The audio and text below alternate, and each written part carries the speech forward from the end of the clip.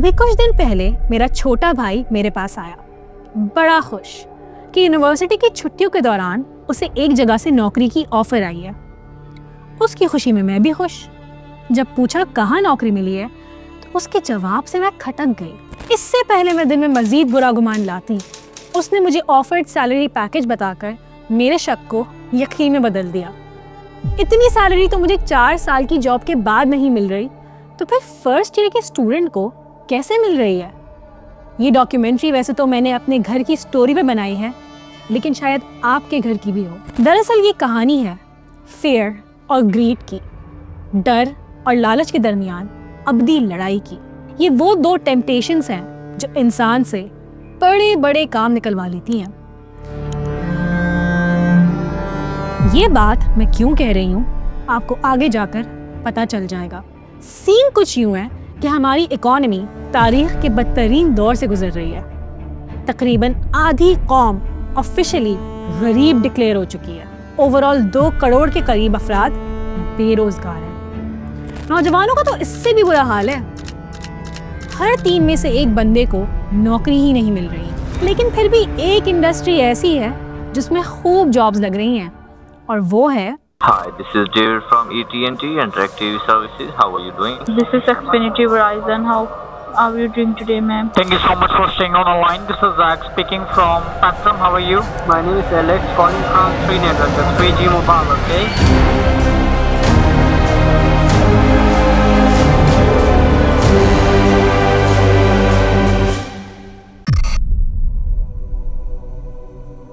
शहर का पॉश तरीन इलाका, बड़ी सी रोड पे एक बड़ा सा बंगला। दीवारें और गेट देखकर घर कम और फोर्ट्रेस ज्यादा लगता है। गेट के बाहर सिक्योरिटी गार्ड्स की एक फौज है। ऑटोमेटिक गेट से अंदर जाएं तो पॉश में ऐसी ऐसी गाड़ियां खड़ी हैं जिनके नामों की स्पेलिंग भी सिर्फ अमीर लोग ही जानते होंगे। थोड़ा और अंदर चलें तो एक सुनसान से कॉरिडोर से गुजर जाने के बाद एक कमरा जहां लाइन से क्यूबिकल्स मौजूद हैं। हर क्यूबिकल में एक 20 से 21 साल लड़का हेडसेट लगाए आपको कभी टूटी फूटी तो कभी अच्छी अंग्रेजी में बात करता सुनाई देगा। पहचाने हम कहाँ हैं? ये सेटअप एलेक्स बॉस के कॉल सेंटर का है। अभी भी नहीं पहचाने? मुस्तफा आमिर के सफाक कातिल अरमगान की, जिसने कॉल सेंटर के धंधे से इतना जल्दी इतना पैसा कमा लिया कि उसका दिमाग ही खराब हो गया। बात गाड़ियों और पार्टी से शुरू होकर बिलाखिर ड्रग्स और मर्डर पर खत्म हुई। क्या आप जानते हैं कि अरमगान ने सिर्फ 28 साल की उम्र में कितना पैसा कमाया? 17 अरब रुपए। अरमगान का कॉल सेंटर तो मर्डर केस की वजह से बंद हो गया, लेकिन पाकिस्तान में अब भी सैकड़ों नहीं हजारों ऐसे कॉल सेंटर्स चल रहे हैं जहां हमारी यूथ डॉलर्स की खातिर अपने इखलाकियात के सौदे कर रही है और फिर इन चोरी के पैसों से पूरी सोसाइटी को इंफीरियॉरिटी कॉम्प्लेक्स में मुब्तला कर देते हैं। आप खुद ही बताएं, बल्कि चले अपनी फैमिली में देख लीजिए। आपका 20 से 21 साल भांजा या भतीजा आपको आकर बताता है कि उसे नौकरी मिल गई है। आप खुश होते हैं कि वाह अच्छा है, पढ़ाई के साथ साथ नौकरी भी शुरू कर दी, अच्छा हो गया, बच्चे को एक्सपोजर मिलेगा। फिर 1 महीने में देखते ही देखते उसका लाइफस्टाइल एकदम अपग्रेड हो जाएगा। वो इतनी तरक्की कर जाएगा कि शायद वो एक गाड़ी भी खरीद ले।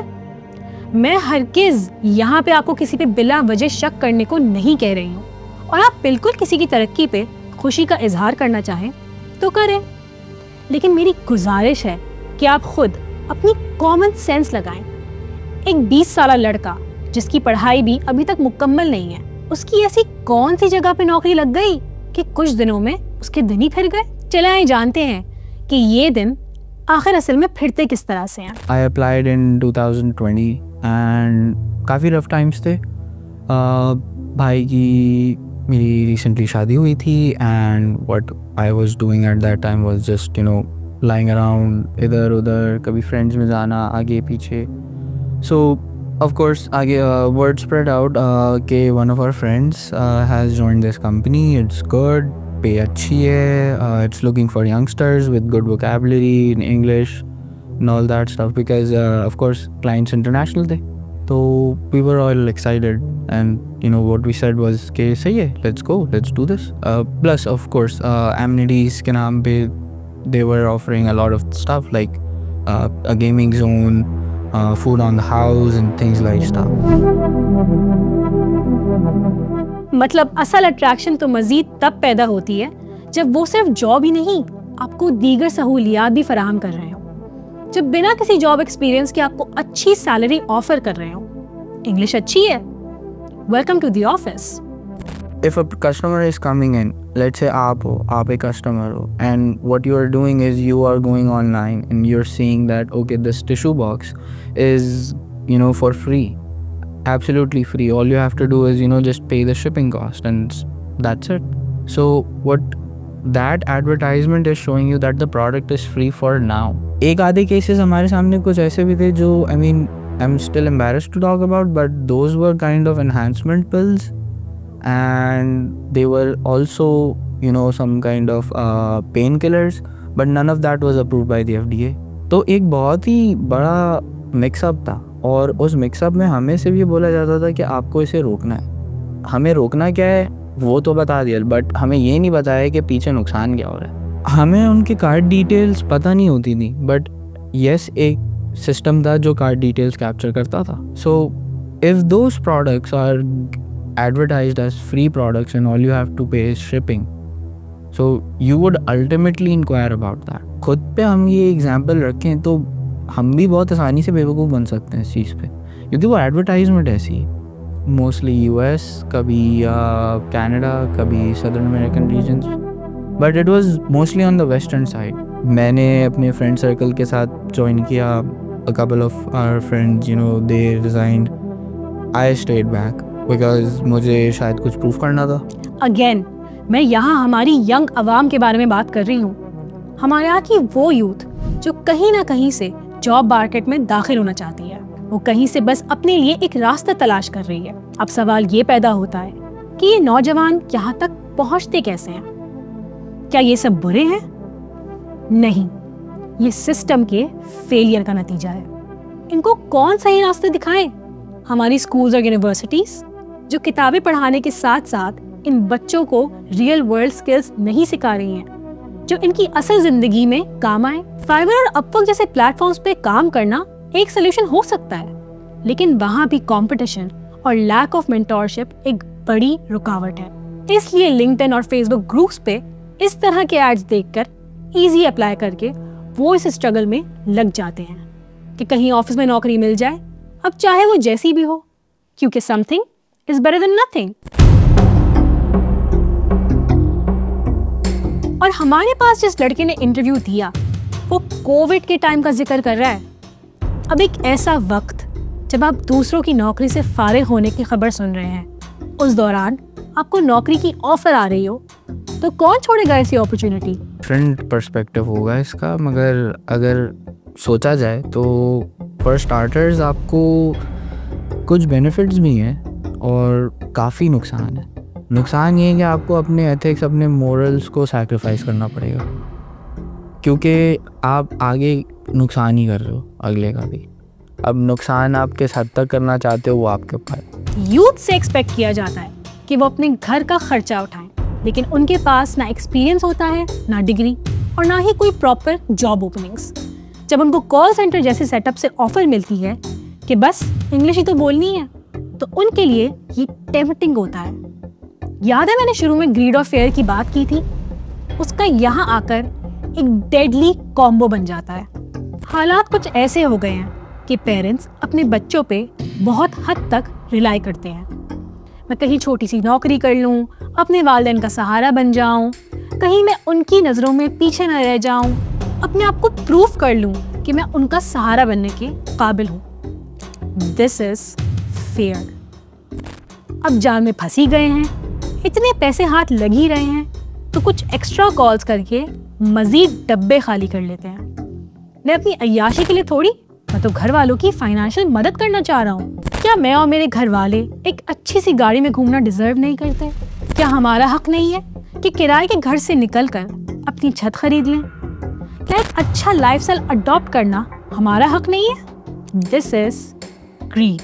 लेकिन हर टेम्पटेशन की कीमत अदा करनी पड़ती है। एक तरफ वो कस्टमर्स जो टर्म्स एंड कंडीशंस ना पढ़ने की कीमत अदा करते हैं, और एक तरफ वो कॉल सेक्टर एम्प्लॉइज़ जो अपने अखलाकियात की कीमत के साथ साथ अपने सही और गलत में फ़र्क करने के हिस्स की कीमत भी लगा देते हैं। पैसे कमाने की भाग दौड़ में आप इतने मसरूफ़ हो जाते हैं कि आपको फ़र्क पड़ना ही बंद हो जाता है। शायद आप इतने लाताल्लुक़ हो जाते हैं कि जो प्रोडक्ट आप अपने कस्टमर को बेचना चाह रहे हैं, उनको कन्विंस करना चाह रहे हैं कि वो अपनी सब्सक्रिप्शन कैंसिल ना करें, और प्रोडक्ट उनकी सेहत के लिए बुरा भी हो सकता है और जानलेवा भी।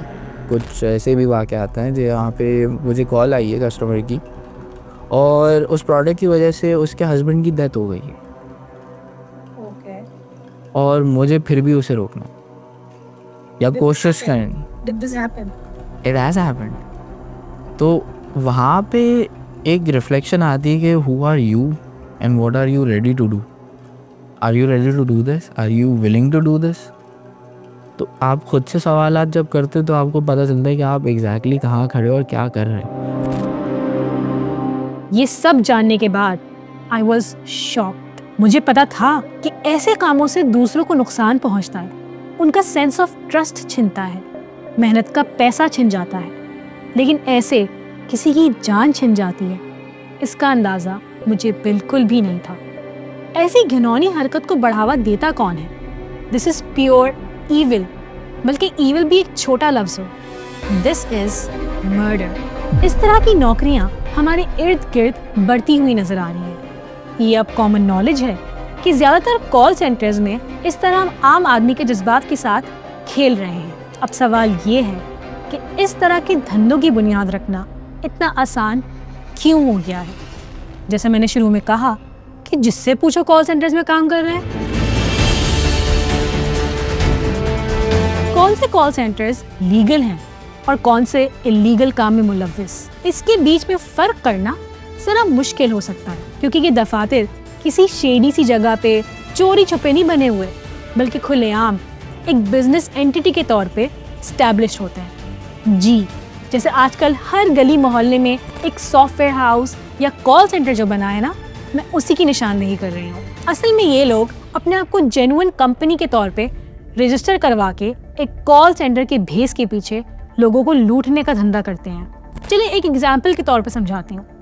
एक कॉल सेंटर है, वहाँ 100 के करीब एम्प्लॉयज़ हैं, उनमें से 70 लोग कस्टमर सपोर्ट और बैक ऑफिस सर्विसेज प्रोवाइड करते हैं, और वो वाकई में यही काम कर रहे हैं। Nothing suspicious about it. लेकिन एक बैक रूम में बाकी के 30 लोग स्कैम ऑपरेशंस में लगे हुए होंगे। ये अपने बॉस के वो रिलायबल बंदे होंगे जो शातिर के साथ साथ एक्स्ट्रा इनकम के ज़रूरतमंद भी होंगे।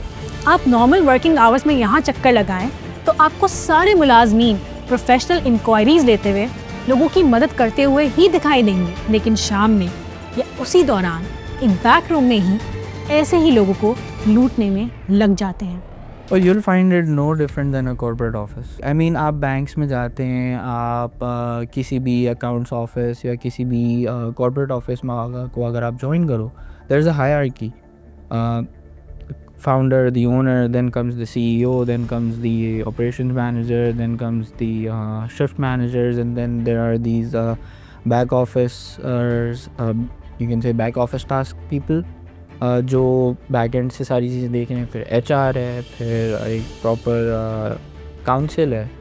तो ये सारे डिपार्टमेंट्स आपको ऑलमोस्ट हर ऑफिस में मिलेंगे। मैं जब इस टॉपिक पे रिसर्च कर रही थी तब मुझे स्कैम सैंडविच नामी YouTube चैनल का पता चला। The name of the company is Tech Harbor Services, and they are based in the Garden Town district in the city of Lahore, which is located in northern Pakistan in the province of Punjab. इस channel के पीछे एक hacker का हाथ है जो इन call centres के CCTVs और लैपटॉप्स हैक करके उन्हें रंगे हाथों पकड़ता है और उसी तरह तंग करता है जैसे ये कॉलर्स हमें तंग करते हैं। इनकी वीडियो से अलग ही सेटिस्फैक्शन मिलती है, जिस वजह से मैंने इन्हें इंटरव्यू के लिए राब्ता भी किया, बट अनफॉर्चुनेटली एक पर्सनल इमरजेंसी की वजह से वो हमें इंटरव्यू ना दे सके। I don't want to talk to you. Do whatever you want, okay? What? Dude, what's Do the matter? whatever you want. What's wrong, buddy? No, I don't want to talk to you. You have What? something to reveal, just go. yourself. Don't call me.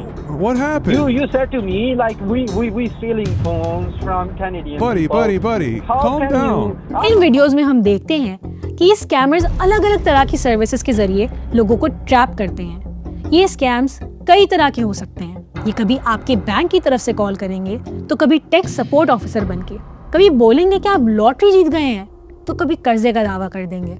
आपने note किया होगा कि इस तरह के operations Pakistan और India जैसे ममालिक में बहुत पाए जाते हैं। ISPs की जिस तरह से कनेक्टिविटी है और जिस तरह से साइबर लॉ थोड़े से वेग हैं, तो ये यहाँ पे लोग इन चीज़ों का बेनिफिट उठाते हैं और मिसयूज़ करते हैं इनको। इंडिया, पाकिस्तान, बांग्लादेश, नेपाल, बहुत सारी और कंट्रीज़ में इस तरह के इन सेटअप्स को ना रन किया जा रहा होता है, क्योंकि लॉ इन्फोर्समेंट ऐसा नहीं है पाकिस्तान की काम नहीं कर रहे होते हैं। जहाँ पे उनको कोई लीड मिल जाती है, जहाँ पे उनको कोई कन्फर्मेशन होती है, तो वहाँ पे एग्रेसिवली एक्शंस भी लिए जाते हैं।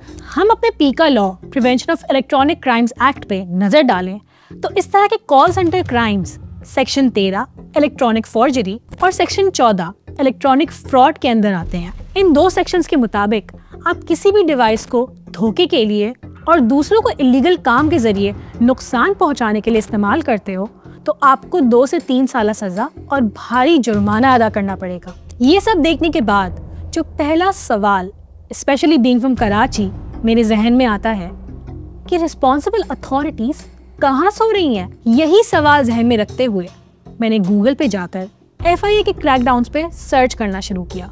सरप्राइजिंगली मुझे 2 से 3 रीसेंट न्यूज़ रिपोर्ट्स मिली, जिसमें रेट्स के साथ साथ इस बात की भी खबर मिली कि पंजाब में कॉल सेंटर्स पे होने वाले क्रैकडाउन और ओवरऑल साइबर क्राइम के खिलाफ कार्रवाई को ऑपरेशन ग्रे का नाम भी दिया गया है। ये FIA का कोई छोटा मोटा ऑपरेशन नहीं है। खबरों के मुताबिक इसकी सरबराही में मुल्क की टॉप लीडरशिप भी इन्वॉल्व है, जिसमें प्राइम मिनिस्टर शहबाज शरीफ और इंटीरियर मिनिस्टर मोहसिन नकवी भी शामिल हैं। FIA अपने काम में लगी हुई है, लेकिन इन कॉल सेंटर ऑपरेशंस को ट्रेस करना और पकड़ना इतना आसान नहीं है। लिहाजा क्रिमिनल्स ने अपनी आईडीज को छुपाने के लिए अब इंटरनेशनल सिम्स का इस्तेमाल शुरू कर लिया। जैसे मैंने पहले अर्ज किया कि यूके की सिम्स वाइडली अवेलेबल हैं, सस्ती हैं, प्री एक्टिवेटेड हैं, ना आपका CNIC मांगती है, ना आपका ID मांगती हैं, और ना ही उसको एक्टिवेट करने के लिए कोई और इस तरह की मैकेनिज्म है उसमें कि जिससे आपकी ID ज़ाहिर हो।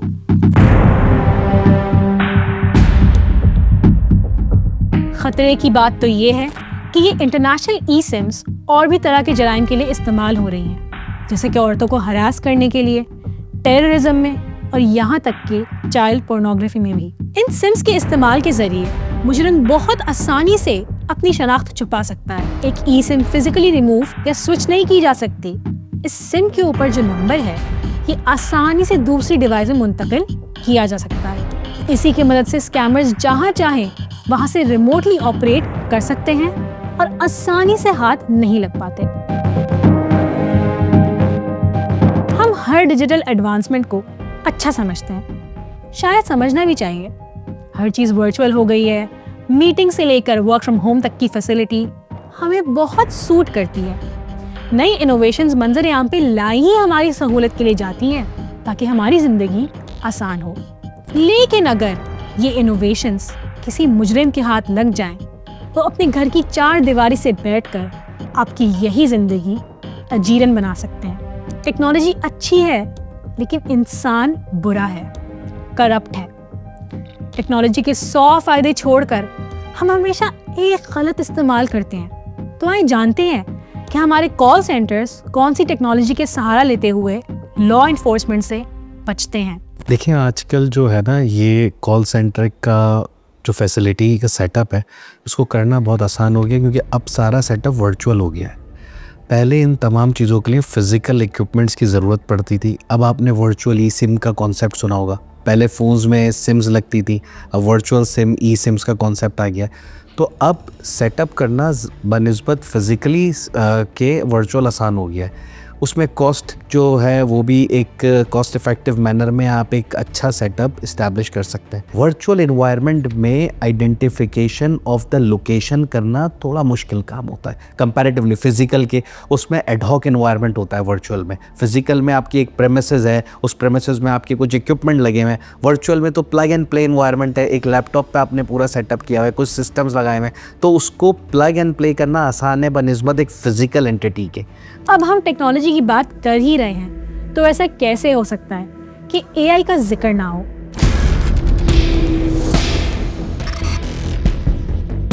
जी, आर्टिफिशियल इंटेलिजेंस, जो फिर मैं कहती हूँ कि आपकी मदद के लिए इस्तेमाल हो सकता है, लेकिन इस एआई को ट्रेन कौन करता है? हम इंसान। इंटरनेशनल कस्टमर्स से बात करने के लिए हमारी अंग्रेज़ी अच्छी होना लाजमी है। हम जो प्रोडक्ट बेचना चाह रहे हैं उसकी कीमत वर्थ इट लगनी चाहिए। हम इसकी कीमत का यकीन अपने कस्टमर्स को कैसे दिलाएं? जी, सही पहचाना आपने, जनरेटिव एआई। कितनी देर लगेगी अगर मैं एक प्रॉम्प्ट डालकर प्रोडक्ट की अच्छी सी तस्वीर बनवा दूँ? कितनी देर लगेगी अगर मैं एक एआई असिस्टेंट को ट्रेन कर दूँ कि तुम अच्छी सी अंग्रेज़ी में बात करके लोगों को कन्विंस करो?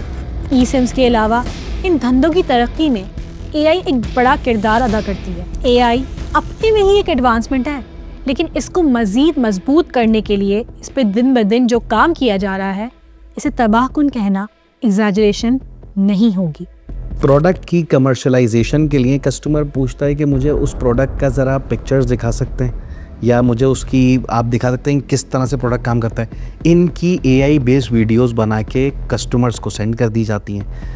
सिमिलरली एआई का वॉइस के अंदर बहुत ज़्यादा यूज़ किया जाता है कि जब आपकी, क्योंकि इंग्लिश अच्छी नहीं होती, तो वो एआई असिस्टेंट्स के थ्रू पूरे अपने कॉन्टेक्स्ट को, जो कि रोमन उर्दू में होता है, उसको इंग्लिश में कन्वर्ट करके एआई असिस्टेंट के थ्रू वहाँ पे कम्युनिकेट कर रहे होते हैं। और अब तो इस तरह के सेटअप आ गए हैं कि रियल टाइम वो वहाँ से आवाज़ सुनेगा, उसको स्ट्रीम करेगा और जवाब आपको सिंक्रोनाइज करके उसका जवाब भी एआई असिस्टेंट देगा। चलिए, हमने इन स्कैम कॉलर्स की तो बहुत बात कर ली कि उन्हें जॉब मिलती कैसे है, वो काम कैसे करते हैं, कैसे अपनी पहचान छुपाते हैं, कैसे एआई की मदद लेते हैं। ये सब काम सर अंजाम देने के लिए उनके पास कस्टमर्स भी तो होने चाहिए जिससे उनकी आमदनी हो। ये कौन कस्टमर्स हैं जो इतनी आसानी से इनकी बात सुन लेते हैं? ये कौन कस्टमर्स हैं जो कोई भी दवाई या अलग किस्म की चीज़ें जो उनके लिए ज़रा से भी फ़ायदेमंद लग रही हों वो उसे ख़रीद लेते हैं? इन सवालात के जवाब से आपको अंदाज़ा होगा कि ये स्कैम बिजनेसेस सिर्फ एक ऑफिस की या एक लैपटॉप की हद तक महदूद नहीं है। अभी जून में ऑपरेशन ग्रे के अंडर जो गिरफ्तारियां हुई, पता चला कि इसमें बहुत से ममालिक जैसे कि Vietnam, China, Indonesia, Bangladesh, Malaysia, Thailand, south Africa और कीनिया के शहरी भी इन्वॉल्व हैं। ये एक पूरा सिस्टम है जो बैरूनी ममालिक तक फैला हुआ है। तो कस्टमर्स का डेटा आखिर इन कॉलर्स तक पहुंच कहां से रहा है? This answer will shock you. Internationally बाहर मुल्क के अंदर जो हॉस्पिटल्स का जो कंज्यूमर है या जो पेशेंट डेटा है ना, उसको बाकायदा परचेज़ किया जाता है और हॉस्पिटल्स के अंदर, ऑर्गेनाइजेशंस के अंदर बाकायदा इंसाइडर थ्रेड्स हैं, इंसाइडर एम्प्लॉयज़ हैं जो ये डाटा सेल कर रहे होते हैं। वो पेशेंट्स जो जिनकी एज 50 अबव थी, 60 अबव थी, उनका रिकॉर्ड निकाल के उनको जो है वो सेल किया है जो डिफरेंट कॉल सेंटर्स को। वो क्यों किया है? क्योंकि इस एज के पीपल जो हैं वो ज़्यादातर अपनी एज के बारे में या अपनी हेल्थ के बारे में ज़्यादा कॉन्शियस होते हैं और उनको इतना टेक्निकलिटीज़ का पता नहीं होता कि वो ट्रिक हो जाएंगे या क्या। यंगर लोगों का डाटा सस्ता बिकता है, ओल्डर लोगों का डाटा महंगा बिकता है। ये कस्टमर्स के लिए सिर्फ एक स्कैम नहीं, एक मेडिकल प्राइवेसी का ब्रीच भी है। आप सोचिए कि आपकी माँ या दादी के डायलिसिस का रिकॉर्ड किसी स्कैमर के पास हो जो ये डाटा यूज़ करके उन्हें कॉल करे और कहे कि ये दवाई आपके लिए ज़रूरी है।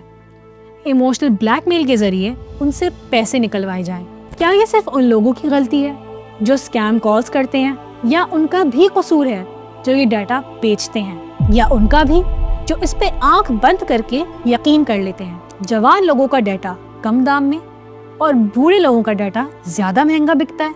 इससे पहले आपको कोई प्रोडक्ट बेचे, आप खुद ही एक प्रोडक्ट बन के इन स्कैम कॉलर्स के पास पहुंचते हैं। हम इन कॉल सेंटर्स के लिए किसको कसूरवार ठहराएं?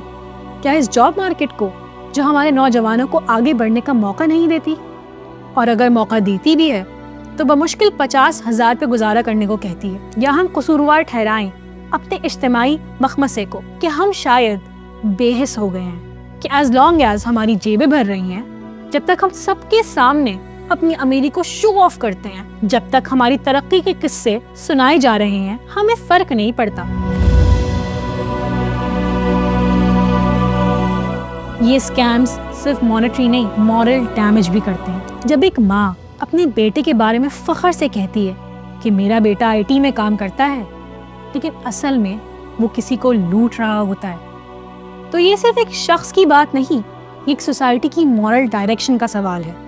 और हमारी सोसाइटी का सबसे बड़ा चैलेंज ये है कि हम तरक्की सिर्फ गाड़ी और मोबाइल फ़ोन से मेजर करते हैं। किसी ने नई सिटी ले ली तो समझो वो सक्सेसफुल है, कहाँ से ली, किस तरीके से ली, ये कोई नहीं पूछता। हम इस चीज़ को क्राइम तो समझते हैं, लेकिन जब तक एक सोशल क्राइसिस नहीं समझेंगे तब तक ये मसला सॉल्व नहीं होगा। इस कहानी का एंड अब आपके हाथ में है। This will and when you start questioning it.